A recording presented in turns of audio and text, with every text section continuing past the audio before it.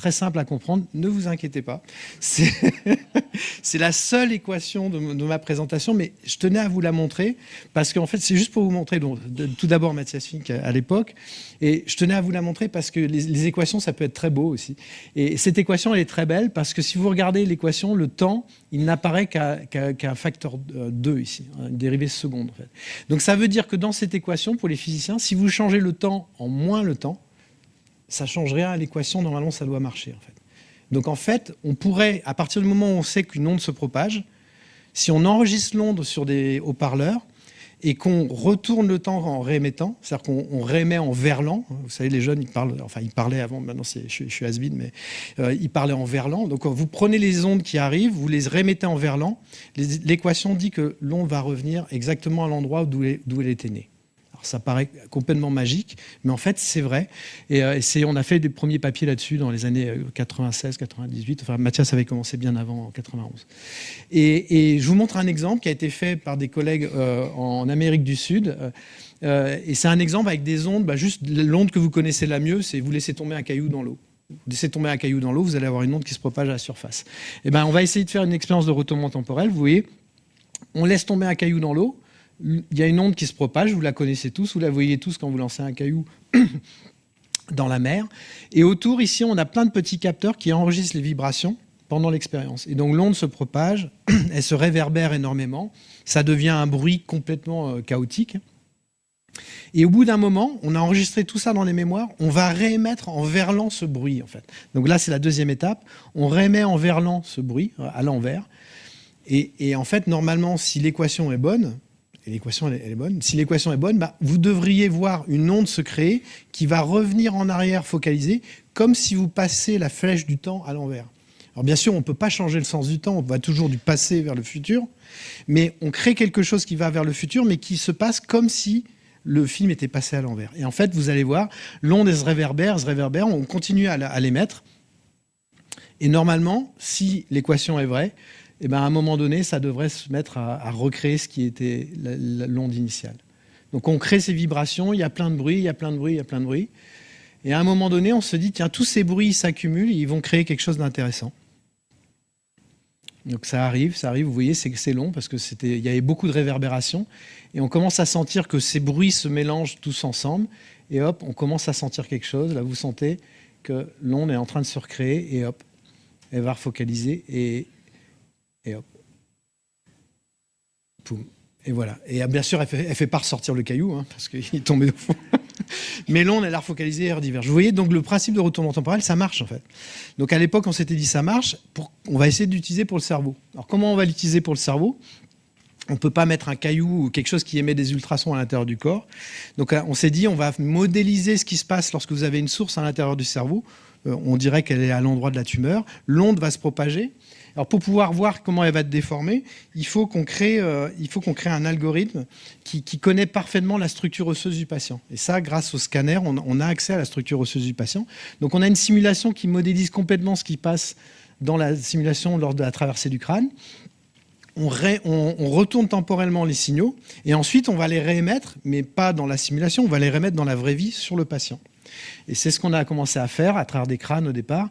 Et en fait, on peut voir on peut même mesurer l'élévation de température au cours du temps. Ici, je pense que je vais pouvoir vous le montrer. Vous voyez, en fait, l'élévation de température, il y a 1 à 2 degrés d'élévation de température sur le crâne. Mais là, en quelques secondes, on monte jusqu'à 60 degrés dans une petite tache qui fait la taille d'un grain de riz, 1 millimètre de résolution. Et donc, vous voyez, à distance, juste à l'endroit où vous voulez nécroser la zone, vous avez un scalpel qui détruit à distance en quelques secondes, sans rien ouvrir. En fait. Et vous voyez les taches focales qu'on créait, on avait une qualité d'image, une qualité de focalisation qui était bien meilleure que si on ne corrigeait pas. En fait. Donc ça marchait, on était capable en quelques secondes de brûler des zones du cerveau. On a poussé tout ça et à un moment donné, en fait, ces recherches ont été poussées énormément par General Electric avec une société israélienne et c'est devenu quelque chose qui est utilisé en clinique. Il y a un système Insightec d'ailleurs à l'ICM et des expériences ont été faites l'année dernière sur certaines pathologies. Alors, la pathologie, c'est le tremblement essentiel.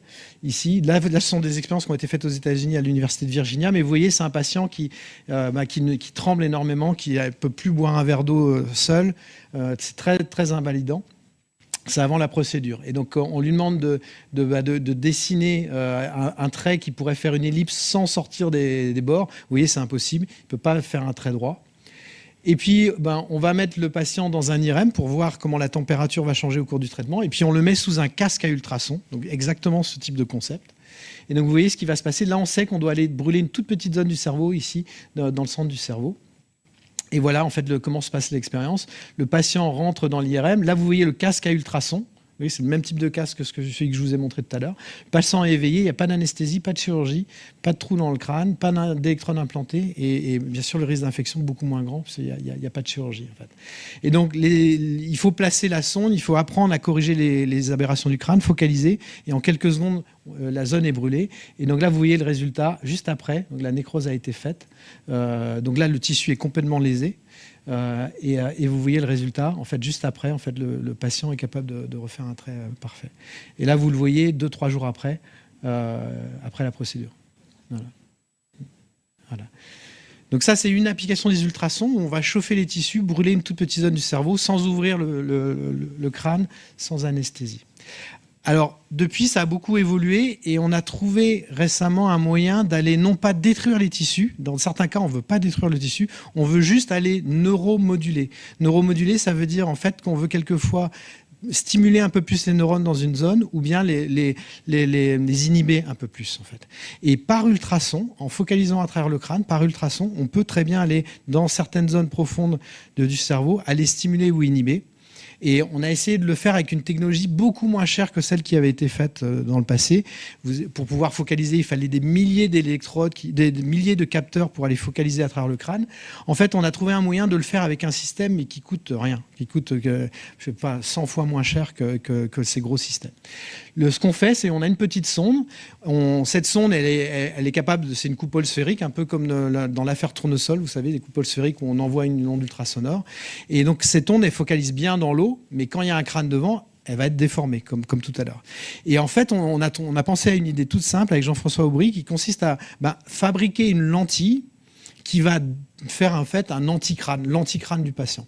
Donc en fait, on a la structure osseuse du patient, on sait la lentille qu'on doit fabriquer pour corriger les aberrations du patient, on fabrique cette lentille qui est adaptée à cette personne, et on va ensuite émettre des ultrasons pour qu'ils aillent focaliser dans une petite zone du cerveau, et on va essayer de stimuler ou inhiber cette zone et essayer de traiter des maladies psychiatriques. Alors, il y a plein d'applications. On a commencé par la dépression. On focalise dans le cortex antérieur singulaire ici.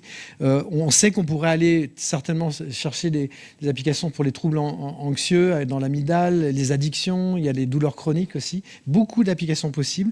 Et en fait, il faut juste stimuler pendant quelques jours, pendant 40 minutes. Là, c'est ce qu'on a fait sur des patients à l'hôpital Sainte-Anne. Et vous voyez les résultats ici. En fait, donc, et tout le concept. On fait d'abord un scanner et un IRM du patient. On a la structure osseuse, on connaît exactement l'endroit où vous allez focaliser dans le crâne. Ça nous permet de calculer la lentille à fabriquer pour le patient. On la fabrique, vous voyez, c'est une lentille en polymère, et chaque patient aura sa propre lentille. Et ensuite, on va émettre sur le crâne, on envoie les ultrasons à travers la lentille, ça focalise bien dans le cerveau. Et on a fait un premier papier avec 5 patients en dépression sévère. C'est des patients qui pouvaient plus travailler depuis très longtemps. Ce score MADRS, c'est un score de dépression entre 0 et 50. 50, c'est vraiment 40. Déjà, c'est des patients très, très dépressifs qui sont résistants à 3 lignes de médicaments, généralement. Donc, en fait, il n'y a pas de solution avec des médicaments. Il y a des stimulations magnétiques, mais ça ne marche pas très bien. Il y a la possibilité de faire des électrochocs, mais les patients ne veulent pas les électrochocs. Et donc, il y a vraiment un vide là. Et sur ces patients-là, vous voyez, en stimulant pendant 5 jours, en fait, on voit que chaque jour, on descend le score, et le score descend presque en dessous de 10. 10, c'est la rémission. En fait, 10, vous êtes sorti de la dépression. On a même, sur la deuxième série de patients, on a une patiente qui est descendue à 0. En fait. Donc, en une semaine, ça marche, et on voit que l'effet reste présent pendant plusieurs mois. Alors, bien sûr, il y a plein d'études à faire maintenant, c'était juste une preuve de concept, mais on sait que les ultrasons vont être capables de neuromoduler le cerveau et d'avoir un impact vraiment majeur dans les maladies psychiatriques. En fait. Voilà. Donc ça, c'est un deuxième exemple d'une application d'ultrasons pour la thérapie où on ne brûle pas, mais on va juste stimuler. En fait. Alors ensuite, on va parler d'imagerie, et il y a beaucoup d'applications. Bonjour chers abonnés, donc c'est Taille avec vous, voilà. Je viens de vous montrer en fait un petit morceau d'une conférence qui a eu lieu récemment Donc le monsieur qui parle, c'est Michael Tanter et c'est des conférences, de l'Institut du cerveau de Paris et là, vous venez de voir, en fait, des applications, enfin 2 exemples d'applications concrètes de l'utilisation, du son, plus particulièrement des ultrasons, pour, des applications, dans le domaine médical. Voilà, j'espère que ça a été clair pour vous. On va résumer. On a vu une équation tout au début qui montrait que si on inversait en fait,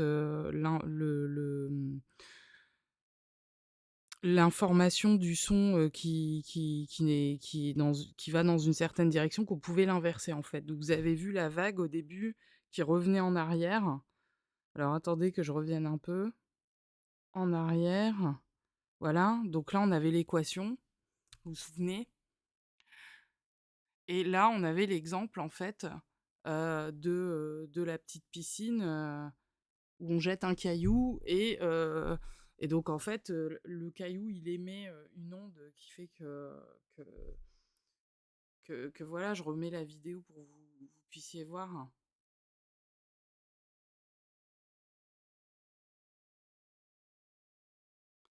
un petit peu plus, de revoir l'image pour que ça soit clair et donc on voit le moment d'après comment alors ça va pas assez vite, je vous prie de m'excuser. Voilà, donc c'est l'université de Sao Paulo. Vous voyez quand on jette un caillou dans l'eau, qu'est-ce qui se passe? Vous voyez l'onde là, qui se répand? Vous la voyez ici? Donc là, ils ont calculé, grâce à l'équation que vous avez vue juste avant, pour inverser le signal avec les ultrasons, c'est-à-dire d'envoyer grâce au son le signal qui inverse, qui annule en fait, qui rembobine le jet de pierre en fait. Voilà. Donc là, vous allez voir la même vague se former, mais dans le sens inverse. C'est-à-dire qu'elle va se rétracter sur elle-même. Voilà. Et tout ça, c'est fait avec du son en fait. Vous voyez? Regardez là, on y est.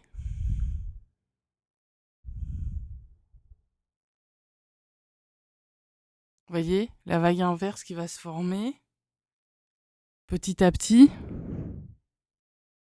Même si ça vous paraît long, bah, c'est qu'ils ne sont pas plantés dans leurs calculs en fait.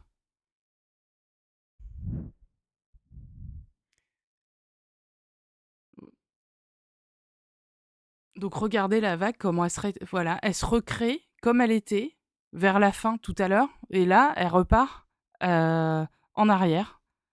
Dire au moment où on a jeté le... Vous voyez? Bon. Donc concrètement, toutes ces applications cliniques qui font suite, en fait, c'est bah voilà, ils se basent, ils font des calculs, etc. Et d'une façon assez compliquée quand même, ils arrivent à traiter voilà, comme le patient, là, c'est super évident, la différence, en fait. Je vous invite à revoir au début, c'est hyper évident. Vous voyez le avant, après, la procédure. Donc comprenez que les travaux de Grigory Grabovoy, c'est quelque part aussi ça, selon moi, c'est d'annuler le signal de destruction. C'est d'annuler le signal de destruction et d'information qui n'est pas du tout à la norme pour revenir donc à l'information d'origine, comme vous avez vu la vague tout à l'heure, l'information d'origine qui est à la norme de Dieu. Voilà, tout simplement. Et, euh, et donc c'est ce qu'on fait à travers les concentrations. Et c'est ce que je fais avec le son. Voilà, tout simplement. Donc, faut comprendre que le son est utilisé dans la recherche scientifique. On a déjà évoqué quelques articles auparavant. Mais qu'il y a des applications absolument réelles dans le domaine médical et civil à ce niveau-là. Voilà. Et donc ce qu'il faut comprendre, en fait, avec tout ça, c'est que là, on est à l'aube de quelque chose d'immense. Et je pense très sincèrement que la médecine du futur va se baser, sur ces méthodes quantiques-là, en fait. Voilà. Après le son, c'est quand même quelque chose de très concret, de très proche de la matière. Vous avez vu comment le son agit sur la matière de façon, vraiment évidente. Voilà. Hem, la structuration de conscience, parce que finalement le travail que nous effectuons ensemble, c'est ça, c'est de c'est de rétablir le bon programme. En fait, de réintroduire le bon programme. Heu, je vous donne un exemple, voilà, si vous avez un ordinateur ou un téléphone, il y a un moment donné, il va se mettre à faire des bugs et tout. Enfin, c'était beaucoup le cas dans les années 2000, vous vous souvenez? Et les PC, au bout d'un moment, fallait faire un reset complet pour que la machine retourne correctement. D'accord? Et ben là, c'est un peu pareil, on a tous besoin d'un reset complet. Et quelque part, bah, les pratiques de concentration de Grabovoi, bah, c'est ça. C'est de faire un reset pour revenir à la norme originelle, c'est-à-dire telle que Dieu nous a créés et tel qu'il faut qu'on soit, en fait, tout simplement. Donc là, on est à 1 million d'années, lumière d'imaginer, ce que ça peut être. Mais l'évolution, c'est ça aussi, hein. On l'a vu avec l'exemple, de l'étude scientifique sur les chipmunks qui, en quelques générations à peine, avaient complètement modifié leur physique pour s'adapter, à l'environnement. Bah, nous aussi, en fait, on a créé des caractéristiques physiques et tout pour s'adapter à notre environnement.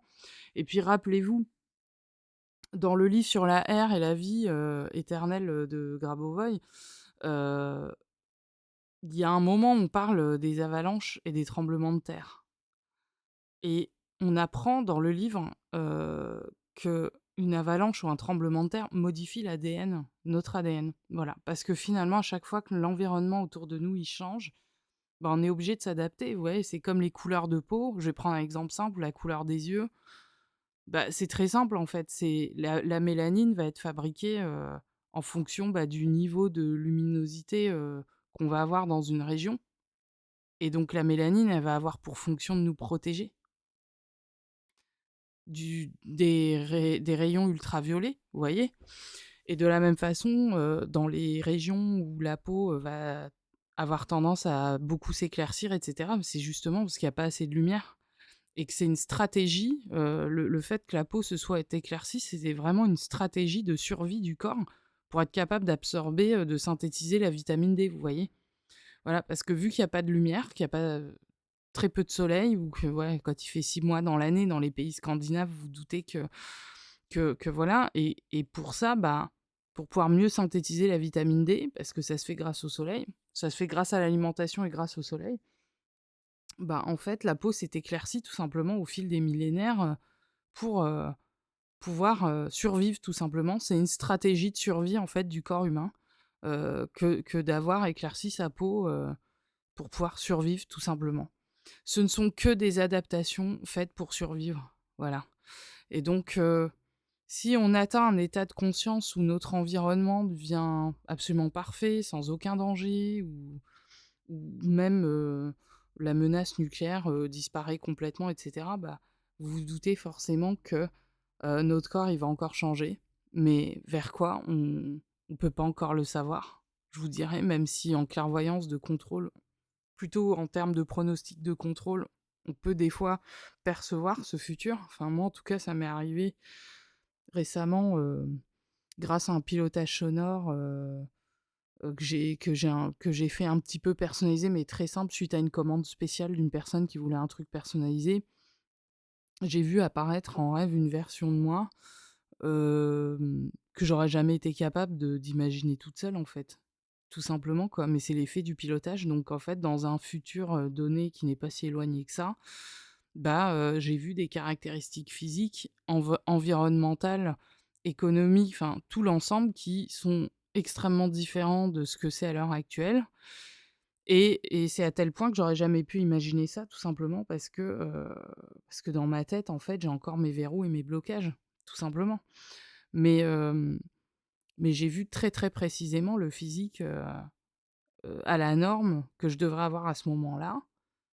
Et donc c'est un physique, forcément qui est optimisé, mais qui en même temps, si on regarde bien, des photos de moi quand j'étais enfant, petite et si on compare, une photo de moi gamine avec, ce physique, que j'ai vu dans le futur, je parierais que les gens, feraient plus facilement le lien entre cette taille du futur là, qui a atteint la norme et si on devait mettre mon image de moi tout de suite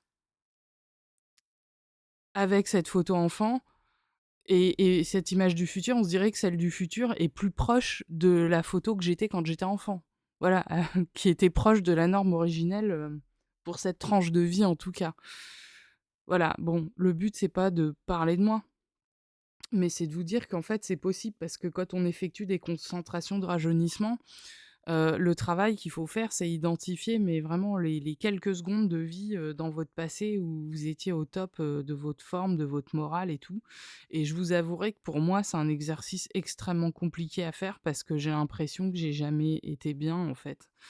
Hem, Même s'il y a toujours des moments où on sent qu'on était bien, même si on pense qu'on était bien ou mieux, bah, il y avait quand même toujours quelque chose qui n'allait pas. Et et concrètement, bah, dans cette vision du futur que j'ai vue, bah, c'est sûr que là, il y avait vraiment absolument aucun problème de santé, aucun et du coup, tout le reste suivait, bien évidemment. Voilà, en plus d'avoir un physique, forcément, que j'aurais même pas osé rêver, quoi. Parce que parce que justement, on aurait estimé que c'était impossible à atteindre et alors que pourtant tout est possible dans le monde de Grabovoi, vous voyez? Donc la preuve, là on a, des vraies applications concrètes, du son pour aider les gens à aller mieux. Vous voyez? Donc des universités dans le monde entier étudient, les applications du son, sur le corps humain. Voilà. Donc sur ce, hem, je vous remercie d'avoir écouté jusqu'au bout et puis surtout j'avance sur les productions qu'on a en cours ensemble, donc j'ai eu quand même quelques nouveautés à produire là récemment, mais pour, le truc qui nous concerne, pour les jeux notamment, bien, en fait, c'est en cours donc comme promis, vous aurez, votre pilotage sonore, bien fait, dans les délais.